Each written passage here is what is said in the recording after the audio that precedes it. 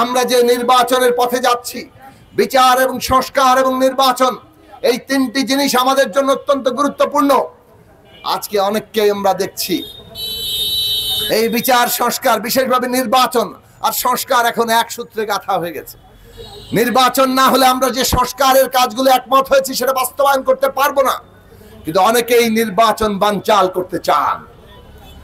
এই যে অন্তর্বর্তী সরকার, তাদের উপরে অনেক দল, বিশেষ করে দুই একটি দল, তারা নিজেদের প্রভাব বিস্তার করতে সক্ষম হয়ে তারা এখন ভাবছেন নির্বাচনের দরকার কি, আমরা তো ক্ষমতায় আছি, ক্ষমতার ভালোই ভাগ পাচ্ছি। কিন্তু তারা এটা নিজেদের স্বার্থে অন্ধ হয়ে গিয়ে বুঝতে পারছেন না যে বাংলাদেশে এই নির্বাচন যথার্থভাবে অনুষ্ঠিত না হলে যে সংকট ঘনীভূত হবে অর্থনীতিতে এবং ভূ রাজনৈতিক যে বাস্তবতা, তাতে আমরা একটা মহা বিপদের মুখে যেয়ে পড়ব। কাজেই নির্বাচন বানচালের ষড়যন্ত্র করা মানে হচ্ছে বাংলাদেশের স্বার্থের বিরুদ্ধে দাঁড়িয়ে যাওয়া।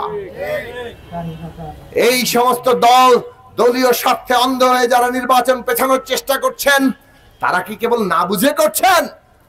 আসলে তারা অনেকে বুঝেই করছেন এবং বুঝেই তারা এই রকম একটা ভয়ঙ্কর খেলায় লিপ্ত হচ্ছেন। আমরা অন্তর্বর্তী সরকারকে বলতে চাই, নির্বাচন বানচালের কোন তৎপরতা বাংলাদেশের মানুষ গ্রহণ করবে না। এই মুহূর্তে বিচার সংস্কার নির্বাচন বাংলাদেশের প্রধান জাতীয় স্বার্থ এবং সেই স্বার্থকে এগিয়ে নিয়ে যেতে হলে যে নির্বাচনের পথরেখা ঘোষণা করা হয়েছে তাকে সফল করতে হবে এবং তার মধ্যেই বাংলাদেশে একটি নির্বাচিত সংসদ এবং নির্বাচিত সরকার আসতে হবে। সেই জন্য এমন ভাবে আপনারা নিজেদের নেতৃত্বকে শক্তিশালী করবেন যারা দেশের স্বার্থ বিবেচনা করে, যারা দেশের স্বার্থ, জাতীয় স্বার্থের উপরে কোনোদিনই দলীয় স্বার্থ কিংবা ব্যক্তিগত স্বার্থকে আনে না। আমরা গণসংহতি আন্দোলন একটা দল যারা প্রতিষ্ঠা থেকে বলে আসছি, জনগণের বৃহত্তর স্বার্থ ছাড়া, দেশের বৃহত্তর স্বার্থ ছাড়া আমাদের আলাদা কোনো স্বার্থ নাই। আমরা বাংলাদেশের মানুষের জন্য লড়াই করি এবং এই জায়গায় দাঁড়িয়ে থেকে আমরা আগামী দিনে বাংলাদেশের রাজনীতি করব। আমাদের নেতাকর্মীরা সেই লক্ষ্যেই লড়াই করবে।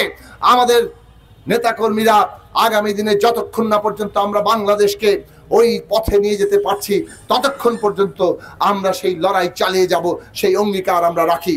ফলে তরিকুল সুজন নারায়ণগঞ্জ 5-এ কিংবা অঞ্জন দাস নারায়ণগঞ্জ 3-এ সেই প্রার্থী যারা একদিকে বাংলাদেশের স্বার্থ, জাতীয় স্বার্থকে এগিয়ে নিয়ে যাবে, অন্যদিকে তারা জনপ্রতিনিধি হিসাবে এই দেশের খেটে খাওয়া মানুষ, এই দেশের নিপীড়িত সকল মানুষের কণ্ঠস্বর হয়ে উঠবে এবং সেই লড়াইকে আজকে শহীদের রক্তে যে বাংলাদেশ, যে সংস্কারকৃত বাংলাদেশ, তাকে সত্যিকার অর্থবহ করে তোলার জন্য তারা লড়াই করবে।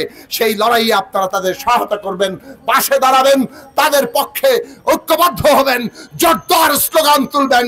সেই আশা রেখে মাথালকে বিজয়ী করার আবারও আহ্বান জানিয়ে আগামী নির্বাচন যে সংবিধান সংস্কার পরিষদ এবং জাতীয় সংসদ নির্বাচন হিসেবে হবে, এইটা আমরা 2023 সালের 28শে আগস্ট ঢাকায় আমরা আমাদের সমাবেশের মধ্য দিয়ে ঘোষণা করেছিলাম। আজকে সেই পথে বাংলাদেশ হাঁটছে। কিন্তু দুইটা কথা আপনাদের এবার স্মরণ করিয়ে দিতে চাই। একটা হচ্ছে যে আমরা এই পরিবর্তনগুলি যদি আনিও, এই পরিবর্তন নিজে নিজেই আমার দেশের খেটে খাওয়া মানুষের জীবনের পরিবর্তন ঘটিয়ে দিবে না। কারণ খেটে খাওয়া মানুষের যদি ন্যায্য হিস্সা আমরা চাই, তাহলে অর্থনীতি, সমাজনীতিতে পরিবর্তন আনতে হবে। কাজেই সরকারগুলোকে যেমন জবাবদিহি করতে হবে জনগণের কাছে, তেমনি এমন সরকার হওয়া দরকার, ওই পার্লামেন্টে এমন জনপ্রতিনিধি যাওয়া দরকার যারা খেটে খাওয়া মানুষের ন্যায্য হিস্সার পক্ষে কথা বলবে, যারা ধর্ম, জাতি, লিঙ্গীয় পরিচয়ে যারা নিপীড়িত তাদের পক্ষে কথা বলবে, যারা এই দেশের সমস্ত নিপীড়িত মানুষের কণ্ঠস্বর হয়ে উঠবে। যদি আপনি চোর আর গুন্ডাদেরকেই পাঠান, যদি আপনার নানান ফর্মের দুর্নীতিবাজকেই সংসদে পাঠান, তাহলে ফাঁক ফোকর খুঁজে কিন্তু তারা আবার সেই দুর্নীতি করবে। কাজেই এইবার অভ্যুত্থানের পরে আপনাদেরকে চিন্তা হবে কারা জনগণের জন্য লড়াই করেছে, কারা ওই সমস্ত দাপট, ওই হুঙ্কার, ওই অত্যাচারের রাজত্ব মোকাবেলা করে সাহসের কণ্ঠ হয়ে আপনাদের পক্ষেই নারায়ণগঞ্জ শহরে দাঁড়িয়েছিল। আমরা যাদেরকে প্রার্থী হিসেবে এখানে মনোনয়ন দিয়েছি সবার আগে তাদের নাম আসবে।